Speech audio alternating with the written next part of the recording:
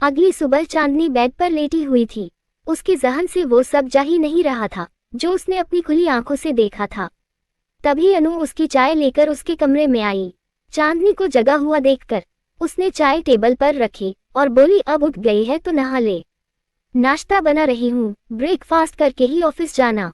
आज ऑफिस नहीं जा रही हूँ मैं। तभी चांदनी बोली। अनु ने तुरंत उसकी ओर देखा। चांदनी उठकर बैठी और चाय का कप उठाकर बोली, वो कल बहुत थक गई थी मैं। थकान अभी उतरी नहीं है, इसलिए ऑफिस जाने का दिल नहीं कर रहा है। अनु मुस्कुराते हुए बोली, चल अच्छा है, ऑफिस नहीं जाना तो मेरे साथ शिव महापुराण कथा में चल, अच्छा लगेगा तुझे वहाँ, पिंकी भी जाएगी। चांदनी ने कोई जवाब नहीं दिया और अपनी चाची को देखने लगी। उसे वो सब याद आया जो उसने बीती शाम देखा था। अनु ने बहुत प्यार से उसके गाल को छुआ और बोली, कचौड़ी और सूजी का हलवा बना रही हूँ तेरे लिए, तुझे पसंद है ना? जल्दी से आजा। चांदनी ने आहिस्ता से अपना सिर हिला दिया तो अनु उठकर जाने लगी, पर तभी चांदनी ने उनकी कलाई पकड़ ली। अनु ने तुरंत पलटकर उसकी ओर देखा। चांदनी का उदास चेहरा देखकर वो फिर से उसके पास बैठी और उसके चेहरे को छूकर बोली, क्या हुआ, तेरी तबीयत तो ठीक है? उन्होंने चांदनी के माथे और गले को छूकर देखा। चांदनी ने चाय का कप टेबल पर रखा और अनु के सीने से लग गई। अनु थोड़ी हैरान हो गई। उन्होंने उसे अपनी बाहों में भरकर पूछा, क्या हुआ चांदनी, तू ठीक है बेटा? चांदनी ने खुद को संभाला और अपनी चाची की हथेली थामकर बोली, चाची आप मुझसे वादा करिए कि मैं चाहे कितनी भी गलतियां करूं पर आप मुझसे नाराज कभी नहीं होगी। अगर मैं गलती करूं तो मुझे थप्पड़ मार लेना, पर मुझसे नाराज कभी मत होना। और ये तो कभी मत कहना कि आपने मेरी परवरिश करके गलती कर दी है और मैं मर गई आपके लिए। चांदनी क्या पागलों जैसी बातें कर रही है? अनु ने गुस्से में पूछा। तो चांदनी रोते हुए फिर से उनसे लिपट कर बोली, प्लीज आप वादा करिए, हमेशा ऐसे ही प्यार करेगी आप मुझसे जैसे अभी प्यार करती है। तभी पिंकी भी वहां आ गई। अनु ने बहुत प्यार से उसके चेहरे को छुआ और बोली, चांदनी तू जान है मेरी, मैं कैसे तुझसे नाराज हो सकती हूँ? हाँ, तेरी गलती पर तुझे 2 थप्पड़ मार सकती हूँ, तुझे जमकर डांट भी सकती हूँ, पर तुझे अपने दिल से दूर नहीं कर सकती, समझी? चांदनी के रोते हुए चेहरे पर हल्की सी मुस्कुराहट आ गई और वो फिर से अपनी चाची के सीने से लगकर बोली, मैं भी आपसे वादा करती हूँ चाची, मैं कभी ऐसा कोई काम नहीं करूंगी जिसकी वजह से आपका सिर किसी के भी सामने झुके, प्रॉमिस। अनु के चेहरे पर भी मुस्कुराहट आ गई। उसने चांदनी के चेहरे को छुआ और बोली, ये सब इसलिए कह रही है ना क्योंकि मैं हर वक्त तुझे डांटती रहती हूँ, तुझे बात बात पर टोकती हूँ, पर बेटा वो तो मैं इसलिए करती हूँ क्योंकि तू जितनी बड़ी होती जा रही है तेरी अक्ल उतनी ही घुटनों में आती जा रही है। बिना सोचे समझे तू कुछ भी करती है, कुछ भी कहती है जो गलत है बेटा। लड़कियों में थोड़ी सहनशीलता होनी बहुत जरूरी होती है, जो तुझमें 1% भी नहीं है। कैंची की तरह जुबान चलती है तेरी, इसलिए तुझे डांटती हूँ ताकि तुझमें थोड़ी अक्ल आ जाए, समझी? चांदनी उनकी हथेली थामकर बोली, मैं पक्का सुधर जाऊंगी चाची और आपके साथ घर का काम भी करवाऊंगी। बस आप मुझसे प्रॉमिस करिए कि आप मुझसे ये कभी नहीं कहेगी कि मैं मर गई आपके लिए। चांदनी तूने आज सुबह सुबह भांग तो नहीं पी ली जो ऐसी बातें कर रही है? पर होली तो अभी 1 हफ्ता दूर है, तो भांग कहाँ से मिल गई तुझे? तभी पिंकी ने आगे आकर पूछा और उसके पास आकर बैठी। चांदनी बच्चों की तरह मुंह बनाकर उसे देखने लगी। अनु ने उसके आंसू पोंछे और बोली, चाय खत्म कर और जल्दी से नहा ले, फिर हम साथ चलते हैं कथा में, ठीक है? चांदनी ने आहिस्ता से अपनी गर्दन हिला दी तो अनु वहां से चली गई। पर चांदनी की परेशानी अभी भी दूर नहीं हुई। उसे परेशान देखकर पिंकी उठकर उसके पास आकर बैठी और बोली, कहीं फिर से कोई बुरा ख्वाब तो नहीं देखा तूने? लग तो कुछ ऐसा ही रहा है।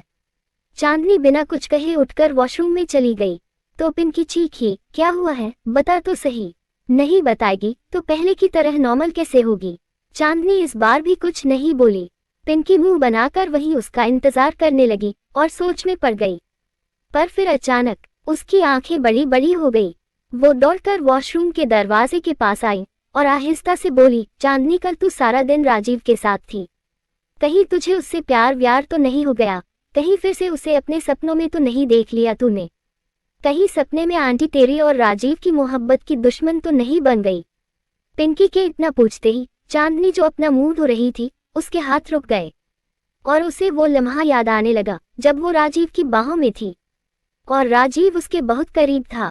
उसने अपनी आंखें बंद कर ली और फिर से अपना चेहरा धोने लगी। तभी पिंकी फिर से बोली, अच्छा तू रेडी होकर आ जा, मंदिर में बात करते हैं। चांदनी ने इस बार भी कोई जवाब नहीं दिया, उसने बस अपनी आंखें बंद कर ली। पिंकी उठकर उसके कमरे से बाहर चली गई। उसके जाते ही चांदनी ने खुद को आईने में देखा और बोली, अगर राजीव की मोहब्बत मुझे मेरे अपनों से दूर करने वाली है तो नहीं चाहिए मुझे उनका प्यार। राजीव के लिए अपनी फीलिंग्स मुझे अपने दिल में दबा कर रखनी होगी। मैं किसी के सामने उसे जाहिर नहीं होने दे सकती, खास तौर से राजीव के सामने। मैं उन्हें कभी पता चलने नहीं दे सकती कि मैं उनसे प्यार नहीं। चांदनी, ये शब्द अपनी जुबां पर कभी मत लाना, कभी नहीं। राजीव से दूर रहने में ही तेरी भलाई है, तू वो दर्द कभी नहीं सह पाएगी जो तूने अपने सपनों में सहा है। दूर रहना होगा तुझे, उनसे दूर रहना होगा। दूसरी ओर राजीव ने अपनी घड़ी उठाए और हाथों में बांधते हुए बोला, इससे पहले कि चांदनी ये सोचकर परेशान हो कि जो कल हमारे बीच हुआ वो क्यों हुआ, मैं खुद ही उसे बता देता हूँ कि मैं प्यार करने लगा हूँ उससे। और वैसे भी मुझे अपनी फीलिंग्स छिपाना नहीं आता है। वो रेडी होकर तेजी से अपने कमरे से बाहर आया, पर चांदनी के कमरे के पास आते ही उसके कदम रुक गए। वो उसके कमरे की ओर बढ़ ही रहा था कि तभी अचानक उसे याद आया कि चांदनी ने उसे अपनी नानी की वजह से उसके कमरे में आने के लिए मना किया है। वो मुस्कुराते हुए तेजी से सीढ़ियों से नीचे आया तो अनु उसे देखते ही बोली, राजीव जल्दी से नाश्ता कर लो बेटा, मुझे भी मंदिर के लिए निकलना है। इतना कहकर उसने चांदनी को भी आवाज लगाई, चांदनी जल्दी आकर नाश्ता कर। राजीव ने चेयर पर बैठकर चांदनी के रूम की ओर देखा। तभी अमृत नाश्ते की टेबल पर बैठकर बोला, चांदनी अभी अभी पिंकी के घर गई है। पिंकी के घर? अरे पर नाश्ता तो कर लेती, उसकी पसंद का नाश्ता बनाया है मैंने। अनु उसकी प्लेट में पराठे रखते हुए बोली। ओफो माँ, ऐसे क्यों रिएक्ट कर रही हो आप? कौन सा वो आज ऑफिस जा रही है? घर पर ही तो है, खा लेगी। अमृत के इतना कहते ही राजीव ने तुरंत उसकी ओर देखा और पूछा, चांदनी आज ऑफिस नहीं जा रही? नहीं, आज उसका मन नहीं है ऑफिस जाने का, संजना को कॉल कर दिया है उसने। अनु उसे नाश्ता देते हुए बोली। राजीव परेशान होकर सोच में पड़ गया। उसने फिर से चांदनी के रूम की ओर देखा और फिर नाश्ता करने लगा। दूसरी ओर अनाया रेडी होकर तेजी से सीढ़ियों से नीचे आई तो ऊपर आ रहे युग से टकरा गई। उसे देखकर वो थोड़ी हैरान हुई, पर फिर बिना कुछ कहे वहां से जाने लगी। उस फटीचर से मिलने जा रही हो? तभी युग ने पूछा। अनाया के कदम रुक गए। उसने गुस्से में अपने हाथ की मुट्ठी बांधी और पलटकर बोली, अपनी हद में रहो युग, और दोबारा अमृत के लिए ये शब्द इस्तेमाल मत करना। 1000 बार करूंगा, युग पलटकर बोला। अनाया को उस पर बहुत गुस्सा आया, पर उसने अपने गुस्से पर काबू किया और बोली, भाई हो तुम मेरे युग, और मेरी जिंदगी में उतनी ही अहमियत रखते हो जितनी कि पापा और दादी रखते हैं। पर एक सच ये भी है कि अब अमित मेरी जिंदगी का हिस्सा बन चुका है। प्यार करती हूँ मैं उससे, और अगर शादी करूंगी तो उसी से करूंगी, कोई और मेरी जिंदगी का हिस्सा कभी नहीं बनेगा। इसलिए अच्छा होगा जो तुम भी ये मान लो कि अब अमित ही तुम्हारी बहन का पति बनेगा। युग ने खुद पर काबू किया और अनाया के पास आया। उसने उसकी दोनों बाहें पकड़ी और उसे समझाते हुए बोला, मैं तुम्हारा दुश्मन नहीं हूँ अनाया, भाई हूँ तुम्हारा और तुमसे बहुत प्यार करता हूँ। मैं बस तुम्हारी खुशी चाहता हूँ। ये प्यार, ये मोहब्बत सिर्फ शुरू में अच्छी लगती है, पर फिर एक दिन जिंदगी का बोझ बन जाती है जिसे ना उतारा जा सकता है और ना ही सिर पर सारी जिंदगी रखा जा सकता है। आज तुम्हें उसके मिडिल क्लास होने से कोई फर्क नहीं पड़ रहा, क्योंकि उसने तुम्हारी आंखों पर अपनी झूठी मोहब्बत की पट्टी बांध रखी है। पर एक बार उस पट्टी को हटाकर देखो तो तुम्हें एक छोटा सा घर नजर आएगा, जो तुम्हारे कमरे से भी छोटा होगा और शुरू होते ही खत्म हो जाएगा। और वहां तुम्हें वो लोग नजर आएंगे जो हर रोज अपनी छोटी छोटी जरूरतों के आगे अपनी ख्वाहिशों को मारते हैं। और मैं अपनी बहन को ऐसी जिंदगी जीते नहीं देख सकता, इसलिए तुमसे रिक्वेस्ट कर रहा हूँ, अमित का ख्याल अपने दिल और दिमाग से निकाल दो प्लीज। अनाया ने उसके हाथों को हटाया और मुस्कुराते हुए बोली, अच्छा लगा ये देखकर कि तुम्हें अपने डैड की ना सही, कम से कम अपनी बहन की तो परवाह है।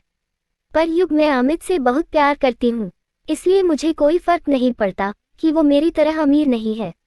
वो जैसे मुझे रखेगा मैं वैसे उसके साथ रहने का फैसला 3 साल पहले ही कर चुकी हूँ, और मैं ये जानती हूँ कि मैं अपने फैसले पर कभी नहीं पछताऊंगी। जानते हो क्यों? क्योंकि मैं अमित रहेजा के साथ साथ निशा रहेजा की भी बेटी हूँ। मेरी मॉम ने भी एक मिडिल क्लास इंसान का हाथ थामा था और वो अपने फैसले पर कभी नहीं पछताए। मेरे डैड की बराबरी उस फटीचर से मत करो अनाया, क्योंकि मेरे डैड ने मेरी मॉम से सच्चा प्यार किया था। कोई स्वार्थ और कोई लालच नहीं था उनके प्यार में। पर वो अमित, वो तुमसे नहीं तुम्हारी दौलत से प्यार करता है। उसका मकसद तुमसे शादी करके रातों रात अमीर बनना है। और उसकी वो बहन, वो भी उसकी तरह ही कृषि भैया को अपनी खूबसूरती के जाल में फंसाने में लगी हुई है। पर मैं ना अमित को अपने मकसद में कामयाब होने दूंगा और न ही चांदनी को। मैं उन दोनों भाई बहन को अपने स्वार्थ के लिए मेरे भाई बहन का इस्तेमाल कभी नहीं करने दूंगा, कभी नहीं। इतना कहकर युग ऊपर जाने लगा, पर फिर अचानक उसके कदम रुक गए और वो पलटकर बोला, और इस बार मैं खुद को सही और तुम्हें गलत साबित करके दिखाऊंगा।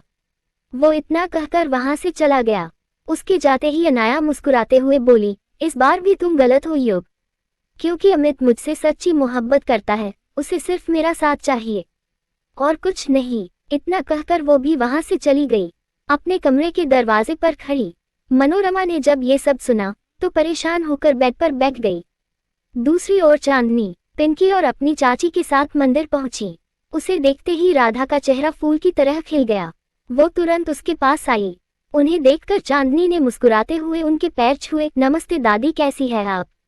मैं ठीक हूँ बेटा, तुम कैसी हो?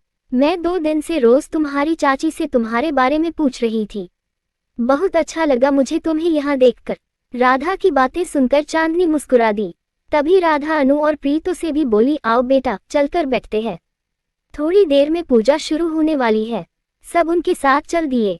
तभी स्पीकर चेक कर रहे कृषि की नजर चांदनी पर पड़ी। उसे देखते ही वो पास खड़े लड़के से बोला, इसका साउंड पूरा खोलो, इसकी आवाज बहुत कम है। उस लड़के ने सिर हिला दिया। कृषि दौड़ता हुआ चांदनी के पास आकर बोला, हाय चांदनी। चांदनी भी उसे देखकर मुस्कुरा दी। हाय कृषि, कैसे हो? अनाया कहीं नजर नहीं आ रही। अनाया आज थोड़ा लेट आएंगी, आज उसे थोड़ा काम है, पर अगर तुम चाहो तो उसके बिहाफ में मेरी हेल्प कर सकती हो। कृषि के इतना कहते ही चांदनी तुरंत उठकर बोली, याशियो। प्रणाली जी, अब आपको क्या इनविटेशन कार्ड छपवाने पड़ेंगे? चलिए, कृषि पिंकी की ओर देखकर बोला। पिंकी तुरंत उठकर उसके साथ चलते हुए बोली, सॉरी। ये सब देखकर अनु मन ही मन बोली, ये मेरी कामचोर बेटी को आज हुआ क्या है? कृषि के कहते ही चल दी। घर पर इसे 1 कप चाय का कह दो तो सब बहाने बनाती है। तभी मनोरमा आकर उसके पास बैठ गई। अनु ने मुस्कुराते हुए उन्हें नमस्ते किया। मनोरमा भी मुस्कुरा दी, पर अनाया और युग की जो बहस उन्होंने आज सुनी, उसे लेकर वो बहुत अपसेट थी। उन्होंने अनु की ओर देखा और मन ही मन बोली, पिछले 2 दिन में मैंने अनुजी और धीरज जी को जितना जाना है, उससे तो मुझे ये परिवार बहुत सुलझा हुआ सा लगा। और राधा जी तो खुद चांदनी को अपने घर की बहू बनाने के सपने देख रही है। तो फिर युग अमृत को लेकर वो सारी बातें क्यों कह रहा था? क्या करूं? अनुजी से इस बारे में बात करूं क्या? वो अनु से बात करने के लिए आगे बढ़ी ही थी कि फिर रुक गई और मन ही मन बोली, नहीं नहीं, मुझे ऐसे इनसे बात नहीं करनी चाहिए। अगर इन्हें अनाया और अमित के बारे में कुछ पता नहीं हुआ तो मेरे बारे में ना जाने क्या सोचेगी। और फिर मैं अपने दोनों बच्चों को अच्छे से जानती हूँ। अनाया ने अगर अमित को चुना है तो सोच समझकर ही चुना होगा। और फिर युग, उसे तो हम सब जानते हैं, उसे तो हमेशा वो सही और बाकी सब गलत लगते हैं। मुझे सबसे पहले अनाया से बात करनी होगी। लेखिका कविता वर्मा। अगर आपको मेरी लिखी कहानियाँ पसंद आ रही है और आप इस कहानी को आगे भी पढ़ना और सुनना चाहते हैं तो मेरे चैनल को लाइक करें, शेयर करें और आज ही सब्सक्राइब भी करें। Thank you for watching this video.